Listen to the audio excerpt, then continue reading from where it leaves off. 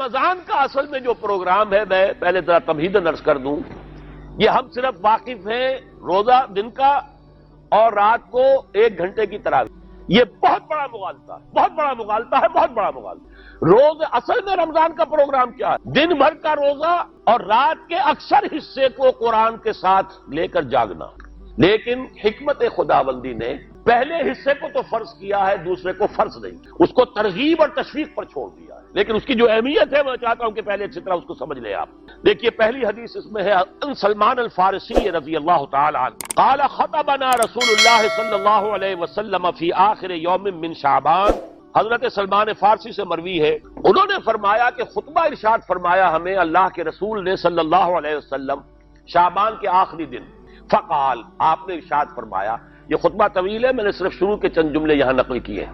یا ایھا الناس قد اظلکم شہر عظیم، اے لوگوں تم پر ایک بہت عظمتوں والا مہینہ سایہ فگن ہو گیا ہے۔ دیکھیے سایہ فگن سے وہ انگریزی کا محاورہ آپ کے ذہن میں آنا چاہیے، coming events cast their shadows before.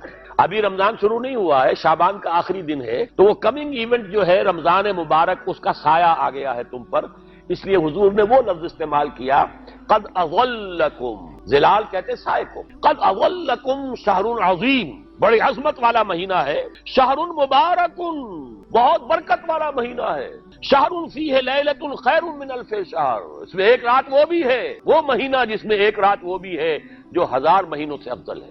انا انزلناہ فی لیلۃ القدر وما ادراک ما لیلۃ القدر لیلۃ القدر خیر من الف شہر۔ اب جو اگلے 2 جملے ہیں وہ نوٹ کیجئے، جعل اللہ صیامہ فریضۃ وقیام لیلہ تطوعا، اللہ نے ٹھہرایا ہے، قرار دیا ہے اس کا روزہ رکھنا تو فرض کے درجے اور اس کی رات کا قیام تطوع کے درجے میں، اپنی مرضی پر، اپنی خواہش پر، نفل کے طور پر یہ تم پر لکھ دیا گیا ہے، لکھا تو گیا ہے، جعلہ تو ہے۔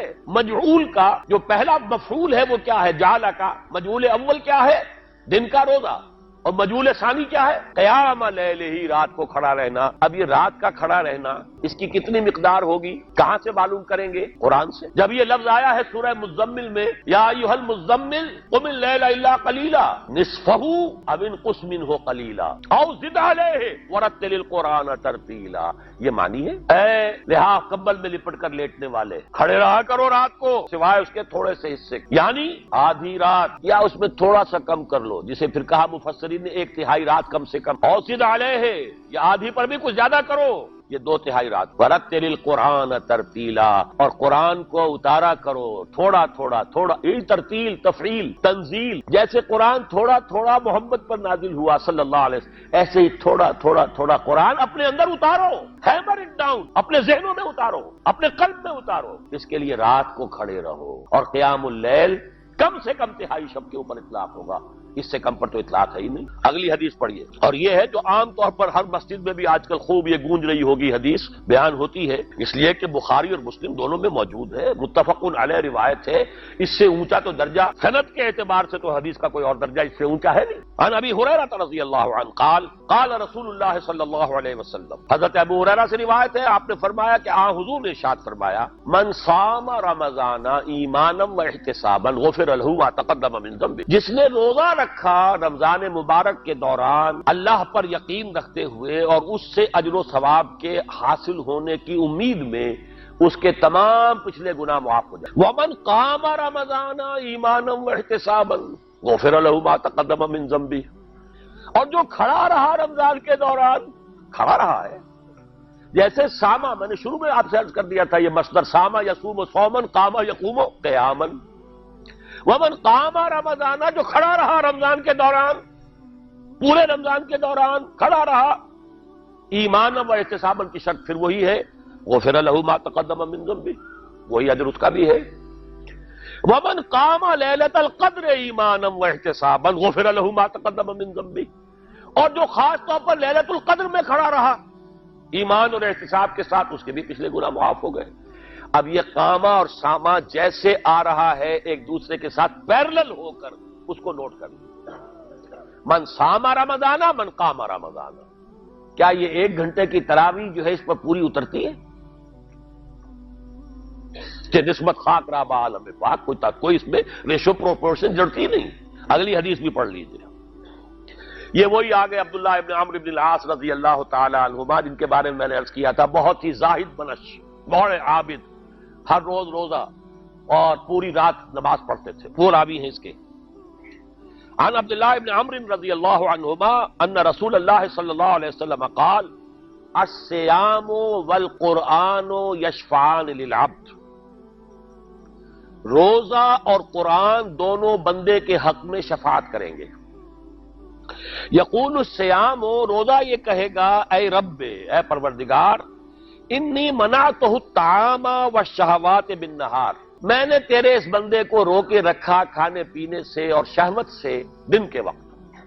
فشفینی فی، میری وجہ سے روکا رہا. یہ کھانے کو اچھے سے اچھے جو ہے وہ موجود تھے کھانے، اور پینے کے لیے اعلیٰ سے اعلیٰ مشروب تھے، یہ رکا رہا میری وجہ سے کہ روزہ رکھا ہوا تھا.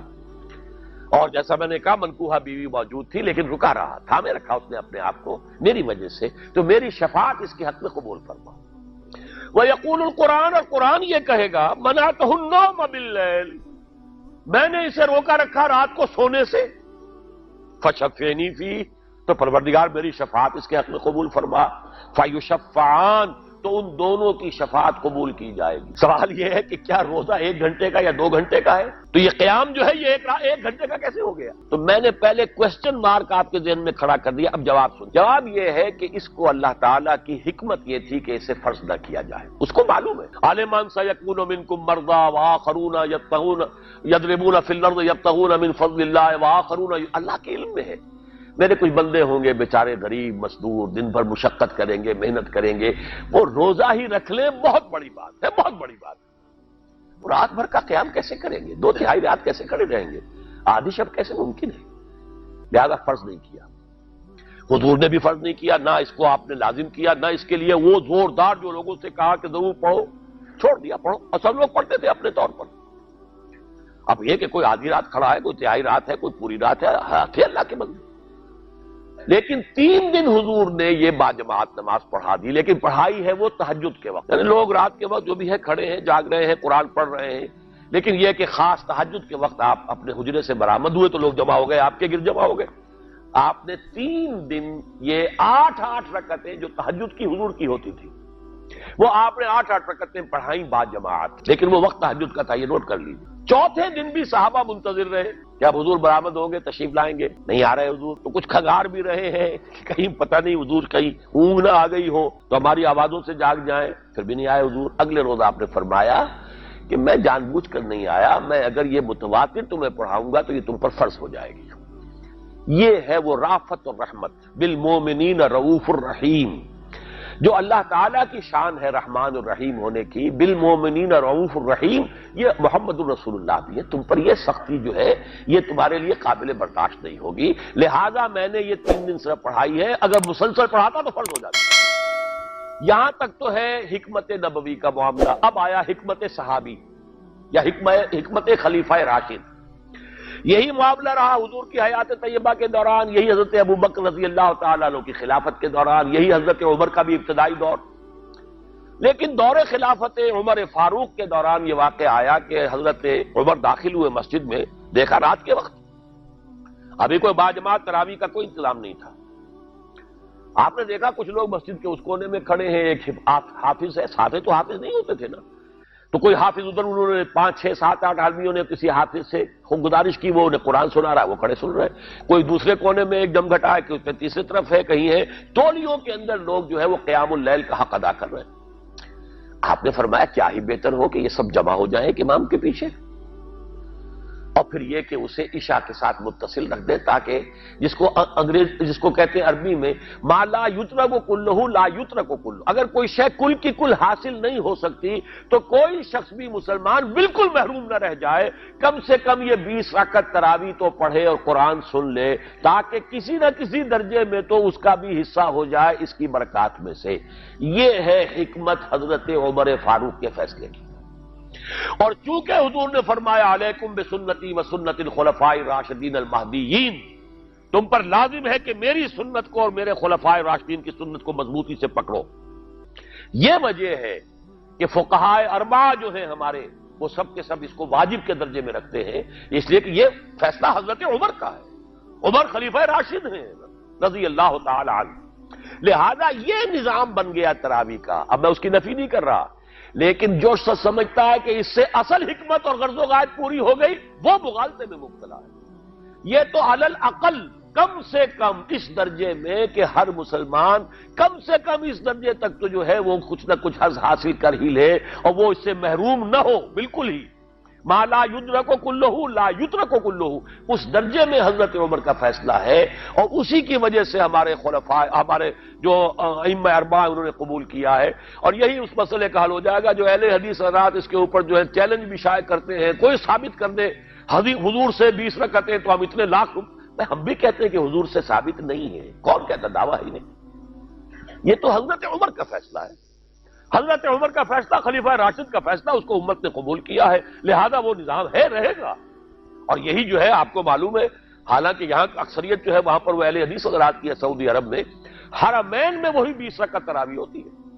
اس لیے کہ وہ ان کا جو آفیشل مسلک ہے وہ مسلک حنبلی ہے، حنفی نہیں ہے. تو حنبلی مسلک میں بھی یہی ہے، شافعی میں بھی یہی ہے، مالکی میں تو 36 تک کی روایتیں موجود ہیں، 36 رکعت. لیکن یہ ہے کہ یہ ہے وہ 20 رکعت تراویح کا معاملہ. اس کی نفی میری بات سے نہ سمجھ لیجئے گا، وہ ٹھیک ہے، حضرت عمر کا فیصلہ ہے. پھر یہ کہ یہ آسان ترین ہے کہ عشاء کے ساتھ ہی متصل پڑھ لی، اور آج تو ہماری نیند کا کوئی حصہ اس میں جاتا ہی نہیں. کون سوتا ہے اس سے پہلے؟ سوال ہی پیدا نہیں ہوتا. لیکن یہ جو کہہ رہے ہیں کہ قرآن کہے گا میں نے اسے نیند سے روکے رکھا، اس کا حق کہاں ادا ہوا؟ اس کا حق تو ادا ہوگا کہ تہائی ورنہ نصف شب کے لگ بھگ آپ جاگے قرآن کے ساتھ. اب سمجھئے اس کی غرض و غایت کیا ہے. اگر قرآن رمضان کا یہ دوگنا پروگرام سامنے آ گیا، اصلاً جو مطلوب ہے دن بھر کا روزہ اور رات کے اکثر حصے کا کم سے کم نصف شب جو ہے اس میں جاگنا قرآن کے ساتھ، اب اس کی جو حکمت اور غرض و غایت ہے وہ بھی اب آپ 2 درجوں میں سمجھئے. رمضان کا اب 2 حادثہ پروگرام. دن میں روزہ رکھو، اس روح کو مزمحل کرو. اس روح کو مزمحل کرو گے، اس نے جسم کو مزمحل کرو گے، حیوانی وجود کو، تو ہی اس روح کو کچھ ریلیف ملے گا. بھاری بوجھ کسی کے قدموں میں پڑا ہوا ہے، وہ کیسے اوپر اٹھے گا؟ ذرا اس کے نیچے جو وزن ہے، لنگر بھاری ہے، جہاز کا کیسے چلے گا؟ لنگر تو اٹھاؤ. تو اس طریقے سے وہ ذرا بوجھ سے اس کو تھوڑا سا ریلیف دو. رات کو کھڑے ہو جاؤ، اب اپنی روح پر نازل کرو اللہ کے کلام کو. تیرے ضمیر پہ جب تک نہ ہو نزول کتاب، گرہ کشا ہے نہ راضی نہ صاحب کشاف. اب یہ پھوار پڑ رہی ہے تمہارے اوپر، تمہارے اندر اس کو جذب ہونا چاہیے. اس سے کیا ہوگا؟ روح کو تقویت حاصل ہوگی. اس کو مثال سے پہلے سمجھا دوں. کوئی شخص پیاس سے مر رہا تھا، اس درجہ پیاسا تھا کہ اس کے اوپر بے ہوشی بھی طاری ہو گئی. کوئی شخص آیا، اس نے پہلے اس کو پانی کے چھینٹے دیے، کچھ ہوش میں آیا. اب اسے پانی کا کوئی کٹورا لگا دیا اس کے منہ سے. پانی کے ایک گھونٹ کی جو لذت اسے اس وقت محسوس ہوگی، کیا کبھی زندگی میں کسی کو محسوس ہو سکتی؟ یہ پانی کتنی بڑی قیمت ہے، قیمتی شے ہے. یہ تو اسی سے پوچھئے جسے شخص پیاس لگی تھی اور پیاس کی وجہ سے بے ہوش ہو گیا. اسے پانی کا ایک گھونٹ، جیسے کہ آپ تصور کر سکتے ہیں پیاس سے کوئی مر رہا ہو بادشاہ، وہ اپنی پوری سلطنت دے دے گا، مجھے ایک کٹورا پانی دے دو، بابا لو سلطنت دے، جان سے جا رہا ہوں میں. تو اس وقت پانی کی قدر و قیمت معلوم ہوگی. آپ کی روح بے ہوش، آپ نے روزہ رکھ کر اسے کچھ تھوڑا سا ریلیف دیا، چھینٹے ڈالے. اب رات کو آپ نے یہ آب حیات، مام مبارکہ، دیکھیے مبارک کا لفظ 2 ہی چیزوں کے ساتھ قرآن میں ہے. مام مبارکہ، بارش جو آسمان سے اترتی ہے، یہ پانی مبارک ہے. برکت کہتے ہیں اسے ہیں جو کسی شے کی مخفی جو قوتیں ہیں انہیں اجاگر کر کے باہر لے آئے، یہ برکت ہے. زمین کے اندر روئیدگی ہے، بارش برسی، اندر سے نکل آیا. اسی طرح کتاب مبارک، یہ کتاب مبارک ہے، یہ کتاب مبارک ہے. یہ تمہارے اندر سے تمہاری سوئی ہوئی روح کو بیدار کر کے پھر اسے غذا دیتی ہے. اب جب وہ قرآن کو پڑھے گا یا اس کو قرآن اس کے اندر جائے گا، اسے معلوم ہوگا اس سے بڑی کوئی نعمت نہیں. یہ ہے شکر جو پیدا ہوگا اب اس کی گہرائی کے، اس کے دل کی گہرائیوں میں. شکر کے معنی کیا ہے؟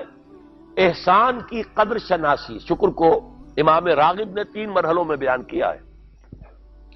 شکر بالقلب، پہلے تو آپ کو معلوم ہو جو نعمت کسی نے دی ہے کتنی بڑی ہے، یہی احساس نہیں ہے کسی بچے کے ہاتھ پہ آپ نے ہیرا رکھ دیا، اسے کیا پتا یہ ہیرا ہے یا یہ کوئی کانچ کا ٹکڑا ہے، وہ کیا کرے گا اس کی قدر؟ بلکہ ٹافی دیں گے تو وہ سمجھے گا کہ یہ زیادہ اچھی چیز دی ہے، مجھے اس پتھر کا میں نے کیا کرنا ہے، اس لیے اسے معلوم ہی نہیں کہ یہ ہیرا ہے۔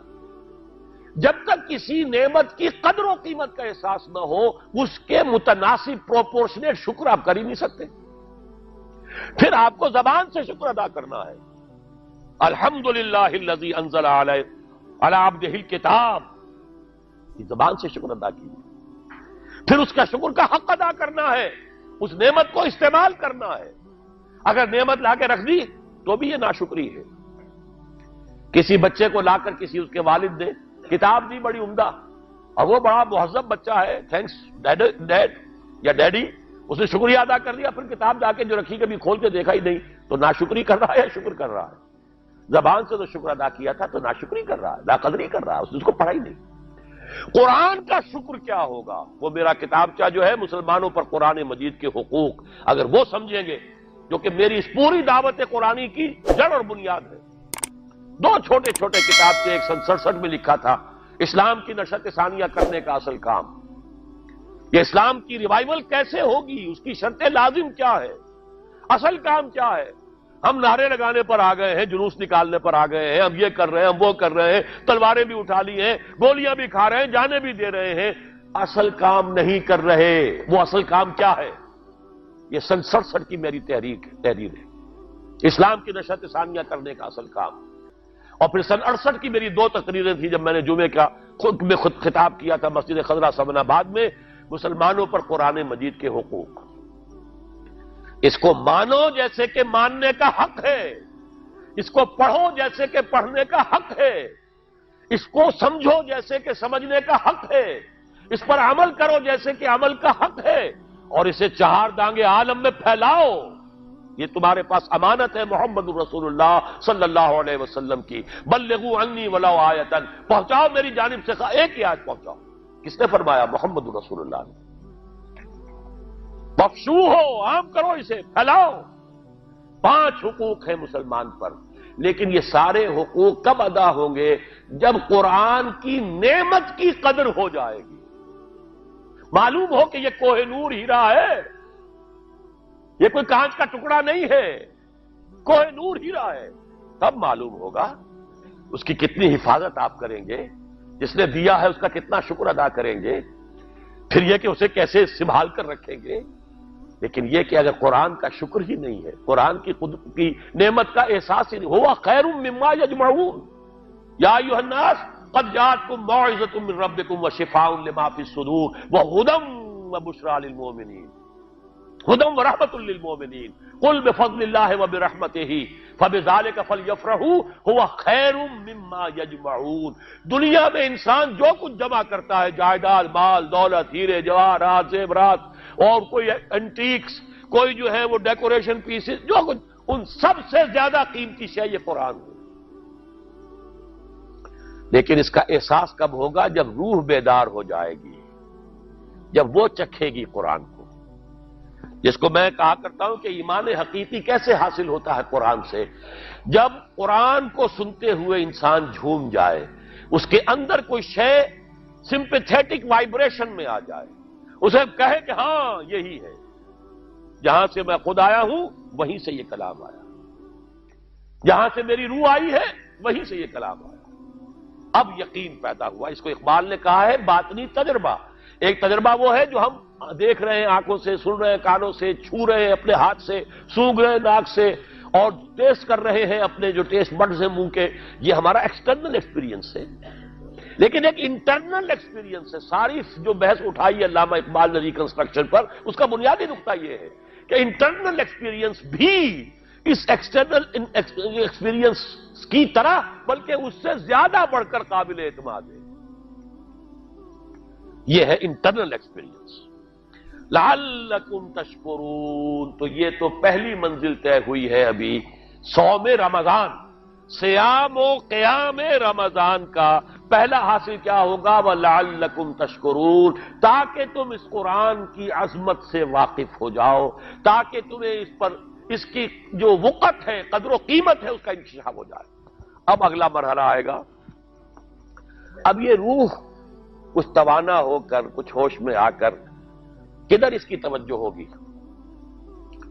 کل شیء یرجع الی اصلہ، ہر شے اپنی اصل جڑ کی طرف رجوع کرتی ہے۔ ہمارا حیوانی وجود زمین کی طرف جاتا ہے۔ یہ سورہ اعراف میں جو کہا بلعام بن باورہ کے بارے میں، وَلَٰكِنَّهُ أَخْلَدَ إِلَى الْأَرْضِ، زمینی خواہشات ہی کے چکر میں آپ ہیں تو گویا کہ آپ زمین میں دھسے جا رہے ہیں۔ روح بیدار ہوگی تو کدھر متوجہ ہوگی؟ اپنے مرکز کی طرف مائل پرواز تھا حسن۔ بڑا پیارا مصرع ہے، اگلا مصرع میں نہیں پڑھتا، لیکن یہ کہ یہ اپنے مرکز کی طرف، اپنے منبع اور سرچشمے کی طرف، کہاں سے آئی یہ روح؟ امر ربی، یہ ادھر متوجہ ہو۔ ہم پڑھا کرتے تھے اپنے ہائی اسکول کے زمانے میں، تو جو صبح پریئرز ہوتی تھی اس میں خاص نظم تھی، مجھے یہ معلوم نہیں شاعر کون ہے، مجھ کو ہے تیری جستجو، مجھ کو تیری تلاش ہے، خالق میرے کہاں ہے تو، مجھ کو تیری تلاش ہے۔ اب آپ دیکھیے پورے مذاہب کی تاریخ میں انسان کہاں کہاں گیا ہے خدا کو ڈھونڈنے کے لیے۔ کوئی برف پوش چوٹیوں کے اوپر جو ہے تپسیا میں لگا ہوا ہے، کیوں؟ رب کا قرب حاصل کرنے کے لیے نا، پرماتما سے لو لگانے کے لیے۔ وہ غاروں میں ہے تپسیا ریاضتیں کر رہا ہے، وہ صحراؤں میں گیا ہے، گوتم بدھ کہاں کہاں گیا ہے، کہاں کہاں گیا ہے، کچھ آپ کو اندازہ ہی نہیں۔ انسان اس کے اندر کوئی شے ہے جو کسی کو تلاش کر رہی ہے۔ میرے اندر ہی وہ شے بھی ہے جو مجھ سے کہتی ہے کہ کچھ کھانا ڈالو اس منہ کے اندر، اس پیٹ میں ڈالو، ہے وہ بھی میرے اندر شے۔ ان لنفسک علیک حقا، یقیناً تمہارے نفس کا بھی تم پر حق ہے۔ میرے اندر ہی کوئی شے ہے جو کچھ اور شے چاہتی ہے، کچھ اور چیز کی متلاشی ہے، وہ کسی اور شے کے عشق میں ہے۔ یہ دوسری بات ہے، اسے ہم نے سلا رکھا ہے لوریاں دے دے کے، تھپک تھپک کر۔ ہم تو اپنے جسم کی طرف متوجہ ہیں، لہذا ہمیں وہ پیاس محسوس ہی نہیں ہوتی کہ یہ بھی واقعی میرے اندر کوئی پیاس ہے۔ روح بیدار ہوگی تو وہ پیاس جو اس کے اندر اب پیدا ہوئی ہے وہ کدھر متوجہ ہوگی؟ اپنے پروردگار کی طرف۔ یہ ربط ہے اگلی آیت کا، آپ پڑھیے، وَإِذَا سَأَلَكَ عِبَادِي عَنِّي فَإِنِّي قَرِيبٌ۔ جب یہ روح بیدار ہو کر اپنے مرکز کی طرف متوجہ ہوگی، اپنے منبع اور سرچشمے کی طرف متوجہ ہوگی، اپنے مبدا کی طرف متوجہ ہوگی، تو اے میرے نبی صلی اللہ علیہ وسلم، جب میرے بندے آپ سے میرے بارے میں پوچھیں، فَإِنِّي قَرِيب، انہیں بتا دیجئے میں قریب ہی ہوں، کہیں دور نہیں۔ اس کی رگے جاں سے بھی زیادہ قریب ہے۔ ہم قریب ہیں، جب چاہو ہمیں پکارو، جب چاہو دعا کرو، جب چاہو باریابی حاصل کر لو۔ ہم تو مائل میں کرم ہے، کوئی سائل ہی نہیں۔ ہم تو ہر روز رات کے آخری گھڑیوں میں سمائے دنیا تک نزول فرماتے ہیں، اور ہماری طرف سے پکارنے والا پکارتا ہے، حل من مستغفر فاغفر له، ہے کوئی استغفار کرنے والا کہ میں اسے بخش دوں؟ ہے کوئی مانگنے والا، حل من سائل فاعطیہ، ہے کوئی مانگنے والا جسے میں دوں؟ تم سوئے ہوتے ہو، ہم تو غافل نہیں، تم غافل ہو۔ متوجہ تو ہو، آؤ تو صحیح ہماری طرف۔ حدیث قدسی میں آیا ہے، میرا بندہ میری طرف چل کر آتا ہے، میں دوڑ کر آتا ہوں۔ وہ بارش پر آتا ہے، میں ہاتھ بھر آتا ہوں۔ میرا بندہ میرا ذکر اپنے دل میں کرتا ہے، میں اپنے جی میں اس کا ذکر کرتا ہوں، یاد کرتا ہوں اسے۔ اور میرا بندہ اگر کسی محفل میں میرا ذکر کرتا ہے، میں اس سے بہت اعلیٰ محفل میں اس کا ذکر کرتا ہوں، ملائے اعلیٰ کی محفل میں ذکر کرتا ہوں۔ یہ حدیث کے الفاظ ہیں کہ نہیں؟ تو تم غافل ہو بھائی ہم سے، ہم تو غافل نہیں۔ اغیب وذو اللطائف لا یغیب وارجوہ رجال لا یخیب، میں غائب ہو جاتا ہوں، وہ تو غائب ہونے والی ہستی ہی نہیں ہے، ہر آن موجود، ہوا معکم اینما کنتم۔ وَإِذَا سَأَلَكَ عِبَادِي عَنِّي فَإِنِّي قَرِيبٌ أُجِيبُ دَعْوَةَ الدَّاعِ إِذَا دَعَانِ فَلْيَسْتَجِيبُوا لِي۔ لیکن اب آئی بات اصل، یہ دو طرفہ بات ہوگی، مجھ سے دعا کرو، کسی وقت کی پابندی نہیں، کسی جگہ کی پابندی نہیں، ناپاکی کی حالت میں ہو تب بھی دعا کر سکتے ہو، میری کتاب کو ہاتھ مت لگانا، مجھ سے دعا کر سکتے ہو، دعا میں کوئی پابندی نہیں، لیٹے مانگو، بیٹھے مانگو، ناپاکی میں مانگو، پاکی میں مانگو، جب چاہو مانگو، دعا میں کوئی خلوت، اور جہاں پکارو گے there and then I will listen to you and I will grant your prayers۔ اجیبو جو ہے، اجیبو دونوں معنی، جواب دینا اور قبول کرنا. اجابت استجابت دونوں کا ایک ہی مفہوم، جواب دینا اور قبول کرنا. اجیبو دعوت الداعی اذا دعان، میں تو ہر پکارنے والے کی پکار کو سنتا ہوں، قبول کرتا ہوں جب بھی وہ مجھے پکارتا ہے. لیکن فلیستجیبوا لی، میرا بھی تو کہنا مانو. چاہیے کہ یہ بھی میرا کہنا مانے، مجھ سے محبت کریں، مجھ سے لو لگائیں، میرے دین کے لیے اپنے آپ کو وقف کریں. ان صلاتی و نسکی و محیای و مماتی للہ رب العالمین، میرے باغیوں کے خلاف بغاوت کریں، میرے دین کا جھنڈا اونچا کریں. یہ سارے احکام ہے کہ یہ قرآن میں. قاتلوہم، جیسا کہ میں نے آپ کو بتایا اگلے ہی رکوع میں قتال کا حکم آ رہا ہے. اب وہ گھوڑوں کو روزہ رکھواتے تھے، بتا دیا یہ روزہ تمہیں کس لیے رکھوایا جا رہا ہے. اگلے ہی رکوع کے اندر حکم ہے قاتلوا فی سبیل اللہ الذین یقاتلون وقاتلوہم حتی لا تکون فتنۃ ویکون الدین للہ. اللہ کے لیے دین ہو جائے، پورا کا پورا نظام اللہ کے تابع آ جائے. اس کے لیے پہلے دعوت دو، محنت کرو، جد و جہد کرو، اس دعوت کے نتیجے میں جمعیت فراہم کرو. جب جمعیت اتنی ہو جائے کہ پھر اس باطل نظام کے خلاف بغاوت کر سکو تو کرو بغاوت. اگر باطل نظام کے خلاف بغاوت نہیں کرتے ہو تو پھر ہم سے بغاوت ہے تمہاری. پہلے ذہنی بغاوت ہے، آپ ڈس اون کیجئے ذہنی اعتبار سے، نفسیاتی اعتبار سے. میں اس نظام کو نہیں اون کرتا، ریکنسائل نہ کیجئے اس کے ساتھ، کوئی تعاون نہ کیجئے اس کے ساتھ، کوئی چاکری اور ملازمت نہ کیجئے، تن من دھن لگائیے اس نظام کو بدلنے کے لیے. چاہے ابھی وہ دعوت کے مرحلے میں ہے، لوگوں کو تیار کیا جا رہا ہے، تربیت دی جا رہی ہے، تزکیہ کیا جا رہا ہے، لیکن ہدف کیا ہے؟ تاکہ اللہ کا دین غالب. فَلْيَسْتَجِيبُوا لِي، میرا بھی تو کہنا سنیں اور مانیں. میں جہاد کا حکم دیتا ہوں تو جہاد کریں، میں اقامت دین کا حکم دیتا ہوں اقیم الدین تو اس کے لیے کھڑے ہو جائیں، میں قتال کا حکم دوں تو قتال کریں. فَلْيَسْتَجِيبُوا لِي وَلْيُؤْمِنُوا بِي، اور مجھ پر ہی اپنا ایمان پختہ رکھیں. توکل کریں تو مجھ پر کریں، محبت کریں تو مجھ سے، راضی رہے تو میری تقدیر پر راضی. توکل ہو، راضی برضائے رب ہو، اطاعت ہو، جب تک یہ ساری چیزیں اللہ کے لیے نہ ہو جائیں. والذین آمنوا اشد حبا للہ، اصل میں تو مومن وہ ہوتے ہیں جو سب سے بڑھ کر شدید ترین محبت اللہ سے کرتے. قل ان کان آباؤکم وابناؤکم واخوانکم وازواجکم وعشیرتکم واموال اقترفتموها وتجارۃ تخشون کسادها ومساکن ترضونها احب الیکم من اللہ ورسولہ وجہاد فی سبیلہ فتربصوا حتی یاتی اللہ بامرہ واللہ لا یہدی القوم الفاسقین. اے نبی ان سے کہہ دیجئے اگر تمہیں اپنے باپ، اپنے بیٹے، اپنے بھائی، اپنے اسپاؤسز، بیوی کے لیے شوہر، شوہر کے لیے بیوی، اور رشتہ دار، اور تمہارے وہ مال جو تم نے بڑی محنت سے جمع کیے ہیں، تمہارے وہ کاروبار جن کا تمہیں اندیشہ ہوتا ہے کہ کساد بازاری نہ ہو جائے، کہیں پر جو ہے ریسیشن نہ آ جائے، اور تمہارے وہ مکان اور محلات جو تم نے بنائے ہیں، اگر یہ 8 چیزیں محبوب تر ہیں اللہ سے اور اس کے رسول سے اور اس کی راہ میں جنگ کرنے سے، جہاد سے، تو جاؤ دفع ہو جاؤ، بیٹھو وہاں یہاں تک کہ ہم اپنا فیصلہ سنا دیں. اور اللہ ایسے فاسقوں کو، ایسے ناہنجاروں کو ہدایت نہیں دیتا. یہ ہے قرآن، آیت نمبر 24 سورہ توبہ. فَلْيَسْتَجِيبُوا لِي وَلْيُؤْمِنُوا بِي لَعَلَّهُمْ يَرْشُدُونَ. اب وہ لفظ آ گیا رشد. دیکھیے پہلے آیا تھا لَعَلَّكُمْ تَتَّقُونَ. روزہ، مجرد روزہ تقوی پیدا کر دے گا، ضبط نفس. اور ضبط نفس بھی وہ جو حکم خداوندی کا تابع ہے. یہ روزے کی ریاضت ہے، روزے کی ریاضت کا حاصل. رمضان کے روزے کے ساتھ قیام اللیل کا دو گنا پروگرام، دن میں روزہ، رات کا قیام قرآن کے ساتھ. اس کا پہلا نتیجہ کیا ہے؟ لعلکم تشکرون، تاکہ قرآن کی عظمت منکشف ہو جائے، قرآن کی قدر و قیمت سے تم آگاہ ہو جاؤ، تمہیں معلوم ہو جائے کتنی بڑی دولت ہے جو اللہ نے دی. اور آخری بات یہ، جب تمہاری روح بیدار ہو جائے گی، اپنے مالک کے ساتھ ہم کلام ہوگی. اسی کا نام دعا ہے. دعا ہے جس کے بارے میں حضور نے فرمایا الدعاء مخ العبادہ، یہ عبادت کا جوہر ہے. الدعاء هو العبادہ، دعا ہی تو اصل عبادت. یہ دعا ہی تو ہمیں میسر نہیں ہے. 17 رکعتیں پڑھنی ہیں ہم نے عشاء کی، لیکن اللہ کے ساتھ کوئی لوگ نہیں لگی، ادھر کی ادھر کی سوچیں آ رہی ہیں. 17 رکعتیں پڑھی ہوں یا 7 پڑھی ہوں، 10 پڑھی ہوں، آپ کو اجر ملے گا، لیکن آپ کو دعا کی نصیب نہیں. دعا کب ہوتی ہے؟ بقول اقبال، یہ جو میرے اندر ہے فائنائٹ ایگو، انائے صغیر، انا میں، یہ چھوٹی سی انا ہے. اس انائے کبیر، اس انائے کبیر کے لیے سب سے بڑی جو مظہر آیت ہے قرآن مجید میں وہ سورہ طٰہٰ کی. اننی انا اللہ لا الہ الا انا، میں ہوں وہ اللہ جس کے سوا کوئی الہ نہیں. اننی انا اللہ لا الہ الا انا، یہ ہے فاعبدنی واقم الصلاۃ لذکری. یہ انائے کبیر ہے. the infinite ego, Allah, the big ana.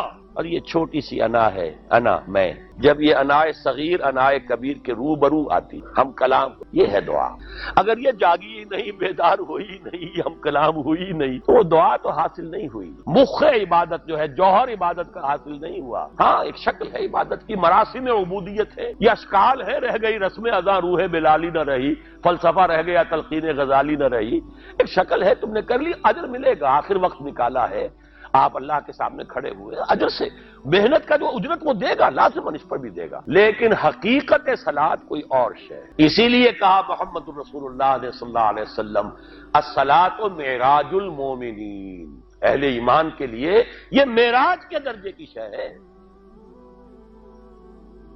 معراج میں مکالمہ ہوا تھا نا، التحیات للہ والصلوات والطیبات، یہ حضور نے فرمایا، السلام علیکہ ایھا النبی ورحمۃ اللہ وبرکاتہ، کس نے کہا؟ اللہ نے فرمایا۔ السلام علینا وعلی عباد اللہ الصالحین، حضور نے فرمایا اس سلامتی میں تمام اللہ کے نیک بندوں کو شامل کر رہا ہوں، سلامتی مجھ پر بھی ہو اور تمام اللہ کے نیک۔ یہ مکالمہ ہے، مخاطبہ ہے۔ جب تک یہ مکالمے اور مخاطبے کی شکل نہیں، اگر وہ انائے صغیر جاگی ہی نہیں، سوئی ہوئی ہے، بے ہوش ہے، پڑی ہوئی ہے، سسک رہی ہے یا مر چکی ہے، روح مر بھی جاتی ہے،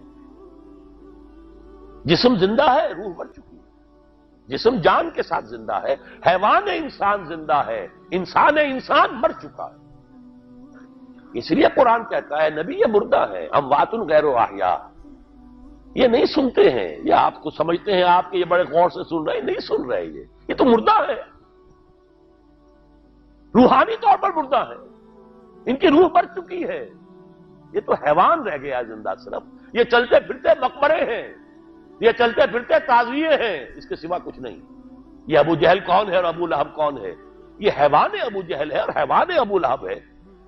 ظاہر بات ہے کہ آنکھ تو کتے کی بھی ہے اور بلی کی بھی ہے، اور کان کتے کے بھی ہے، بلی کے بھی ہے۔ کتا بھی دیکھ کر گاڑی آ رہی ہے تو اپنے آپ کو بچاتا ہے، تم نے بچا لیا تو کون سا بڑا کمال کیا۔ وہ اندر کا انسان مر چکا ہے، یہ انسان اندر کا روحانی وجود یا مر چکا یا سسک رہا ہے یا دبا ہوا ہے، بے ہوش ہے۔ یہ بیدار ہو اور ہم کلام ہو، افلاک سے آتا ہے نالوں کا جواب آخر، کرتے ہیں خطاب آخر، اٹھتے ہیں حجاب آخر، آتا ہے اللہ جواب دیتا ہے۔ اجیب دعوت الداعی اذا دعان، روحانی کان کھلے ہو تو تم جواب سنو گے، ان کانوں سے نہیں۔ وہی جب محمد پر آئی تھی ان کانوں سے نہیں آئی، وہ دل پر اتری تھی براہ راست، فإنہ نزلہ علی قلبک، ان کانوں کا ان آنکھوں کا سوال نہیں ہے، وہ دل پر براہ روح ہے محمدی پر، یہ روح، اسی لیے وہی کو بھی روح کہا گیا ہے، لانے والا بھی روح، اور روح الامین جس پر لایا گیا وہ بھی روح محمدی، جس کا مسکن ہے قلب محمدی، اور جو لائی گئی وہ بھی روح ہے۔ وَكَذَلِكَ أَوْحَيْنَا إِلَيْكَ رُوحًا مِّنْ أَمْرِنَا، یہ قرآن ہم نے نازل کیا، ایک روح ہے اے محمد جو آپ پر نازل۔ مَا كُنتَ تَدْرِي مَا الْكِتَابُ وَلَا الْإِيمَانُ، اس سے پہلے تو آپ کو کچھ پتہ نہیں تھا، کتاب کیا، شریعت کیا، ایمان کیا، وَلَٰكِن جَعَلْنَاهُ نُورًا، ہم نے اس قرآن کو نور بنا کر آپ پر اتارا ہے۔ یہ ہے، اس کے لیے ہے اصل رشد۔ اب آخری لفظ آیا رشد، یہ گویا کہ جو مختلف الفاظ ہیں قرآن میں، کامیاب، فائزون، اولئک هم الفائزون، ٹھیک ہے، فوز، کامیابی تک پہنچنے والا، اولئک هم المفلحون، یہ ایک اور لفظ ہے، لیکن راشدون یہ چوٹی کا لفظ، اسی لیے صحابہ کے لیے آیا اولئک هم الراشدون سورہ الحجرات میں۔